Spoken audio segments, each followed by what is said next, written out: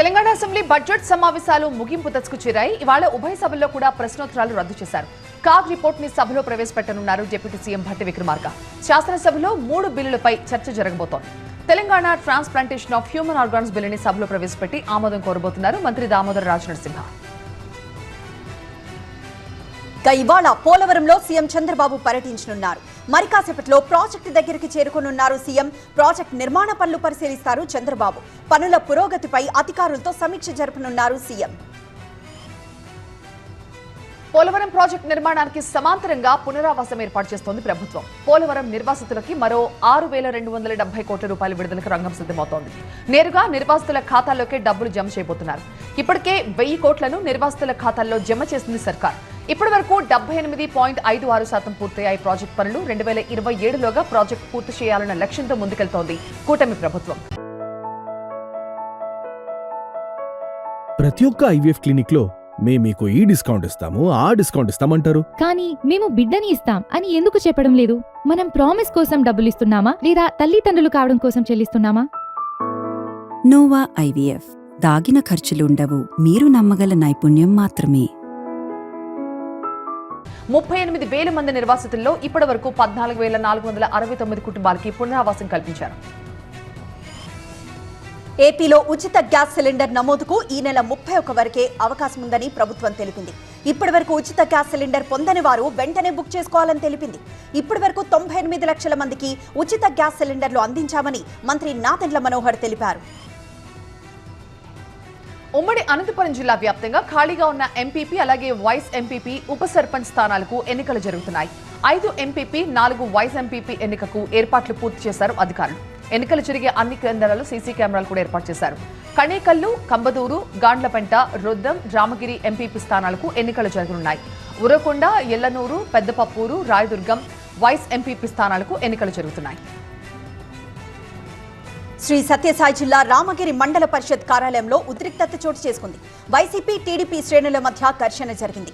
రాడ్లు, కర్రలతో దాడి చేసుకున్నారు టీడీపీ, వైసీపీ కార్యకర్తలు. ఈ దాడిలో పలు వాహనాలు ధ్వంసమయ్యాయి. ఎంపీపీ కార్యాలయం వద్దకు చేరుకుని ఇరు వర్గాలను చెదరగొట్టారు పోలీసులు. రాప్తాడు మాజీ ఎమ్మెల్యే తోపుదుర్తి ప్రకాష్ రెడ్డి సోదరుల వాహనాల్లో వేట కొడవళ్లు, మందుగుండు సామాగ్రి గుర్తించారు పోలీసులు. వాహనాలను పోలీస్ స్టేషన్ కు తరలించారు. రామగిరిలో 144 సెక్షన్ అమలు చేశారు. చంద్రగిరి నియోజకవర్గంలో స్థానిక సంస్థల ఎన్నికలపై ఆసక్తి నెలకొంది. తిరుపతి రూరల్ ఎంపీపీతో పాటుగా మరో 2 పంచాయతీల్లో ఉప సర్పంచ్ల ఎన్నికకు ఏర్పాట్లు చేశారు. తిరుపతి రూరల్ ఎంపీపీ కార్యాలయం, చంద్రగిరి మండలం రామిరెడ్డిపల్లి, ఎర్రవారిపాలెం మండలం చింతగుంటలో భారీగా పోలీసులు మోహరించారు. తిరుపతి రూరల్ ఎంపీపీ పదవికి చెవిరెడ్డి మోహిత్ రెడ్డి రాజీనామాతో ఎంపీపీ ఎన్నిక జరుగుతోంది. ఇప్పటికే క్యాంప్లో ఉన్నారు 33 మంది వైసీపీ ఎంపీటీసీలు. పేరూరు ఎంపీటీసీ బాబును తిరుపతి రూరల్ ఎంపీపీ అభ్యర్థిగా ప్రకటించింది వైసీపీ.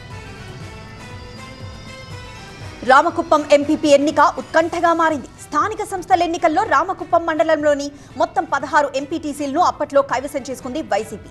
కూటమి ప్రభుత్వం అధికారంలోకి వచ్చాక టీడీపీలో చేరారు 7 ఎంపీటీసీలు. 2 ఏళ్ల క్రితం ఎంపీపీ శాంతకుమారి మృతితో ఖాళీ అయింది ఎంపీపీ పదవి. రామకుప్పం ఎంపీపీ స్థానాన్ని కైవసం చేసుకునేందుకు టీడీపీ పావులు కదుపుతోంది. పట్టు నిలుపుకునేందుకు వైసీపీ ప్రయత్నిస్తోంది. ఇప్పటికే టీడీపీ, వైసీపీ క్యాంపుల్లో ఉన్నారు ఎంపీటీసీలు. రామకుప్పంలో టెన్షన్ వాతావరణం నెలకొంది. పల్నాడు జిల్లా అచ్చంపేట ఎంపీపీ ఎన్నిక వివాదాస్పదమైంది. ఎంపీపీ ఎన్నిక కోసం ఇవాళ అత్యవసర సమావేశం ఏర్పాటు చేశారు అధికారులు. ప్రస్తుత ఎంపీపీ రజనీబాయి రాజీనామాతో ఎన్నిక ఇప్పుడు అనివార్యమైంది. మొత్తం 17 మంది ఎంపీటీసీల్లో 1 మృతి చెందారు. 9 మంది ఎంపీటీసీలు అదృశ్యమయ్యారని పోలీస్ స్టేషన్లో ఫిర్యాదు చేశారు వైసీపీ నేతలు. ఇక ఇవాల్టి ఎన్నిక కోసం సర్వం సిద్ధం చేశారు అధికారులు. ఇవాళ సాయంత్రం వరకు అక్కడ 144 సెక్షన్ అమల్లో ఉండబోతోంది. పల్నాడు జిల్లా కారంపూడిలో రాజకీయం వేడెక్కింది. వైసీపీ హయాంలో కారంపూడి మండలంలో అన్ని పంచాయతీలు, ఎంపీటీసీలు, వార్డ్ మెంబర్ల స్థానాలు ఏకగ్రీవమయ్యాయి. కారంపూడి ఉప ఎంపీపీ వైసీపీ నేత కోకా అక్కమ్మ మరణించడంతో ఆ పదవి ఖాళీగా ఉంది. ఖాళీగా ఉన్న ఉప ఎంపీపీ పోస్టును భర్తీ చేయాలని రాష్ట్ర ప్రభుత్వం ఉత్తర్వులు ఇచ్చింది. ఇవాళ జరగబోయే ఉప ఎంపీపీ ఎన్నికల్లో తమకు రక్షణ లేదంటూ అమరావతి హైకోర్టులో పిటిషన్ వేశారు వైసీపీ ఎంపీటీసీ సభ్యులు.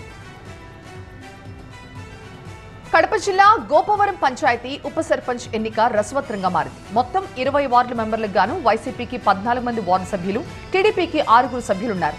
వైసీపీ వార్డు మెంబర్లకి డబ్బు, ఇంటి స్థలాన్ని టీడీపీ నాయకులు ఆఫర్ చేశారన్న చర్చ జరుగుతోంది. 14 మంది వైసీపీ వార్డు మెంబర్స్ ని క్యాంపుకు తరలించారు వైసీపీ ఉప సర్పంచ్ అభ్యర్థి బీరం రాఘవేంద్రారెడ్డి. కడప జిల్లా గోపవరం పంచాయతీ ఉప సర్పంచ్ ఎన్నికల్లో అసమ్మతి నెలకొంది. ఒప్పందం మేరకు ఉప సర్పంచ్ పదవి 15వ వార్డ్ మెంబర్ మండల రమాదేవికి ఇస్తామని చెప్పారంటున్నారు. వారి వద్ద 61 లక్షల రూపాయలు డబ్బు తీసుకున్నారంటూ మాజీ ఎమ్మెల్యే రాచమల్లు శివప్రసాద్ రెడ్డిపై ఆరోపణలు వచ్చాయి. రాచమల్లుపై ఆరోపణలు చేశారు 15వ వార్డ్ మెంబర్ రమాదేవి మామ మండల కొండయ్య. రాఘవేందర్ రెడ్డి మళ్లీ ఉప సర్పంచ్ కావాలనే కోరికతో 14 మంది వార్డ్ మెంబర్లను హైదరాబాద్ క్యాంప్ కి తరలించారు.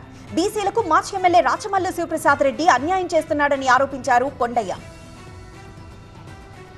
ఇవాళ కడప జెడ్పీ చైర్మన్ ఎన్నిక జరగబోతోంది. ఇప్పటికే క్యాంప్లో ఉన్నారు వైసీపీ జెడ్పీటీసీలు. ఎన్నిక నిర్వహణపై స్టే ఇచ్చేందుకు నిరాకరించింది ఏపీ హైకోర్టు. మధ్యంతర ఉత్తర్వులు ఇవ్వలేమని తేల్చి చెప్పింది కోర్టు. కడప జెడ్పీ చైర్మన్ ఎన్నిక సందర్భంగా భారీ బందోబస్తు ఏర్పాటు చేశారు. డీఎస్పీ వెంకటేశ్వర్లు ఆధ్వర్యంలో సోదాలు చేస్తున్నారు. ప్రతి ఒక్కరిని క్షుణ్ణంగా పరిశీలించి లోపలికి అనుమతిస్తున్నారు. జెడ్పీ కార్యాలయం వద్ద 3 అంచెల భద్రతను ఏర్పాటు చేశారు పోలీసులు. కాకినాడ రూరల్ ఎంపీటీసీల క్యాంప్ పాలిటిక్స్ నడుస్తున్నాయి. తమకి మద్దతిస్తున్న ఎంపీటీసీలు వారి కుటుంబ సభ్యులను 2 రోజుల క్రితం లంబసింగి క్యాంప్కి తరలించారు ఎమ్మెల్యే పంతం నానాజీ. కాకినాడ రూరల్ మండలంలో 18 ఎంపీటీసీ స్థానాలున్నాయి. 2021లో జరిగిన ఎన్నికల్లో 15 వైసీపీ 3 జనసేన గెలుచుకున్నాయి.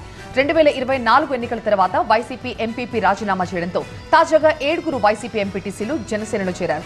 తమ వర్గం ఎంపీటీసీలతో లంబసింగి వెళ్లారు ఎమ్మెల్యే కుమారుడు సందీప్. నేరుగా మండల పరిషత్ కార్యాలయానికి రాబోతున్నారు ఎంపీటీసీలంతా. ఎస్ఎల్బీసీ టన్నెల్లో రెస్క్యూ ఆపరేషన్ కొనసాగుతోంది. మరో చోట దుర్వాసన వస్తున్నట్లు గుర్తించారు సిబ్బంది. టీబీఎం మెషిన్ కటింగ్ కొనసాగుతోంది. మట్టి నీటిని తోడుతున్నారు రెస్క్యూ టీం. ప్రతి 2.5 కిలోమీటర్లకు పంపింగ్ స్టేషన్ ఏర్పాటు చేశారు. నంద్యాల జిల్లా మహానంది మండలం గోపవరంలో జోరుగా బెల్ట్ షాప్లు నిర్వహిస్తున్నారు. బెల్ట్ షాప్ ఊరిలో ఉండడంపై అభ్యంతరం తెలిపాడు యువకుడు. మా ఇష్టం, బెల్ట్ షాప్ నిర్వహిస్తామని అతనితో గొడవపడ్డాడు నిర్వాహకుడు. బెల్ట్ షాప్ నిర్వాహకుడు గ్రామ యువకుడి మధ్య జరిగిన గొడవ వీడియో ఇప్పుడు వైరల్ గా మారింది.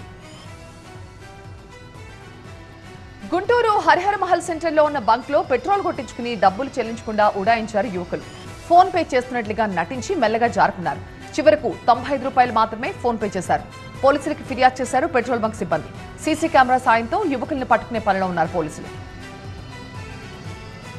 అనంతపురం జిల్లా ఉరవకొండ పరిధిలోని అమిద్యాల వజ్రకరూరులో 2 పెట్రోల్ బంకుల్లో దోపిడీ జరిగింది. బంకులో సిబ్బందిని బెదిరించి అమిద్యాలలో 2,20,000, వజ్రకరూరులో 1,50,000 రూపాయల నగదు ఎత్తుకు వెళ్లారు దొంగలు. ముఖానికి మాస్క్ ధరించి 6 దుండగులు దోపిడీకి పాల్పడినట్లు చెప్తున్నారు పెట్రోల్ బంక్ సిబ్బంది. సిబ్బందిపై దాడి చేసి సీసీ కెమెరాలను పగలగొట్టి హార్డ్ డిస్క్ కూడా ఎత్తుకు వెళ్లారు దుండగులు. ఘటనా స్థలానికి చేరుకుని విచారణ చేపడుతున్నారు పోలీసులు. నకిలీ వెండితో బంగారం కాజేసే ప్రయత్నం విశాఖలో జరిగింది. జ్యువెలరీ షాప్ కి నకిలీ వెండిని తీసుకెళ్లారు 2 మహిళలు. అప్రమత్తమై పోలీసులకి సమాచారం అందించారు జ్యువెలరీ షాప్ సిబ్బంది. 2 మహిళల్ని అదుపులోకి తీసుకున్నారు ద్వారకా పోలీసులు. ఇక 3 కిలోల నకిలీ వెండిని సీజ్ చేశారు. గతంలోనూ 7 గ్రాముల బంగారాన్ని ఇలాగే బురిడి కొట్టించి ఎత్తుకెళ్లిపోయారు మహిళలు. బీహార్ నుంచి వచ్చి విశాఖలో ఇలాంటి మోసాలు చేస్తున్నట్టుగా గుర్తించారు పోలీసులు. మాజీ ఎమ్మెల్యే సీకే బాబు ఇంట్లో చోరీ చేసిన నిందితుడిని అరెస్ట్ చేసి కోర్టులో ప్రవేశపెట్టారు పోలీసులు. 2023లో సీకే బాబు నివాసంలో 1,00,000 రూపాయలు చోరీ చేశాడు పని మనిషి మహేష్. ఈ చోరీపై అప్పట్లో పోలీసులకు ఫిర్యాదు చేశారు సీకే బాబు భార్య లావణ్య. మహేష్ కు 3 నెలల సాధారణ జైలు శిక్ష విధించారు అదనపు సివిల్ జడ్జి వెన్నెల. రాజన్న సిరిసిల్ల జిల్లాలోని మాజీ సర్పంచ్లను ముందస్తుగా అరెస్ట్ చేశారు. సిరిసిల్ల నియోజకవర్గంలోని పలు మండలాల్లోని మాజీ సర్పంచ్లు అసెంబ్లీని ముట్టడిస్తారన్న సమాచారంతో అరెస్ట్ చేశారు. తమకు రావాల్సిన పెండింగ్ బిల్లులను రాష్ట్ర ప్రభుత్వం తక్షణమే విడుదల చేయాలని డిమాండ్ చేస్తున్నారు మాజీ సర్పంచ్లు. బిల్లుల కోసం గతంలో ఆత్మహత్య చేసుకున్నా ప్రభుత్వం స్పందించలేదని ఆవేదన వ్యక్తం చేశారు. రానున్న రోజుల్లో బకాయిలు చెల్లించకపోతే పెద్ద ఎత్తున ఆందోళన చేస్తామని హెచ్చరించారు. ఏపీలో ఎండలు మండిపోతున్నాయి. ఇవాళ రాష్ట్ర వ్యాప్తంగా 424 మండలాల్లో వడగాల్పులు వీస్తున్నాయి. ఇక ఉభయ గోదావరి, ఉత్తరాంధ్ర జిల్లాల ప్రజలకు అలర్ట్ జారీ చేసింది వాతావరణ శాఖ. నిన్న కడప జిల్లా సిద్ధవటంలో 40 డిగ్రీలకు పైగానే ఉష్ణోగ్రతలు నమోదయ్యాయి. కర్నూలు జిల్లా కమ్మరిచేడు, చిత్తూరు జిల్లా నిండ్ర, తిరుపతి జిల్లా మంగనెల్లూరు, అనంతపురం జిల్లా గుంతకల్లు, అనకాపల్లిలో అధిక ఉష్ణోగ్రతలు నమోదయ్యాయి. ఇవాళ 79 మండలాల్లో తీవ్ర వడగాల్పులు, 186 మండలాల్లో వడగాల్పులు వీచే అవకాశం ఉందని వాతావరణ అధికారులు చెబుతున్నారు. బాపట్లలో 42, గోదావరి జిల్లాలో 41 డిగ్రీలు, అనకాపల్లిలో 40 డిగ్రీల ఉష్ణోగ్రతలు నమోదవుతాయని హెచ్చరించారు. అరకులోయ ఘాట్ రోడ్లో ఉదయం పూట పొగమంచు పడుతోంది. అరకులో వాతావరణం చల్లగా ఉండడంతో పర్యాటకులు తరలివస్తున్నారు. మధ్యాహ్నం తర్వాత 24 డిగ్రీల వరకు ఉష్ణోగ్రత నమోదవుతోంది. పెద్దపల్లి జిల్లా సుల్తానాబాద్ మండలం పూసాల గ్రామ దేవతకు ప్రత్యేక పూజలు నిర్వహించారు ప్రజలు. గ్రామ దేవతలైన భూలక్ష్మి, మహాలక్ష్మిలను ప్రతిష్ఠించి ఏడాది పూర్తయిన సందర్భంగా ఎదురుకొలుపు ఉత్సవాలు ఘనంగా నిర్వహించారు. ప్రతి ఇంటి నుంచి బిందెలతో నీటిని తీసుకొచ్చి గ్రామ దేవతల విగ్రహాలపై జలాభిషేకం చేశారు. బైండ్ల పూజారులు పట్నం వేసి బోనం వండి గ్రామ దేవతకు నైవేద్యాన్ని సమర్పించారు. భద్రాచలం భవన యజమానికి నోటీసులు ఇచ్చామని అయినా వారు వినలేదన్నారు జిల్లా కలెక్టర్ జితేష్. ఈ అక్రమ భవనాలకు అనుమతులు లేవని చెప్పారు. అక్రమంగా నిర్మాణాలపై ఖచ్చితంగా చర్యలు తీసుకుంటామన్నారు కలెక్టర్. ఈ ఘటనపై ఫిర్యాదు రాగానే కేసు నమోదు చేస్తామన్నారు జిల్లా ఎస్పీ. మ్యాడ్ సినిమా చూస్తూ నచ్చిన ఫుడ్ తింటూ స్ట్రెస్ నుంచి బయటపడ్డానని చెప్పారు hero Naga Chaitanya. Mad square లాంటి సినిమాలు ఆరోగ్యానికి చాలా మంచిది అని చెప్పారు.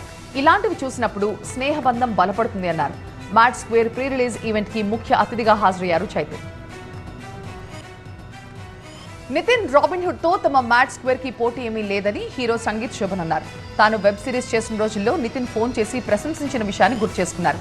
నితిన్ రాబిన్హుడ్ తో తమ సినిమా రిలీజ్ కావడం చాలా సంతోషంగా ఉందని చెప్పారు సంగీత్.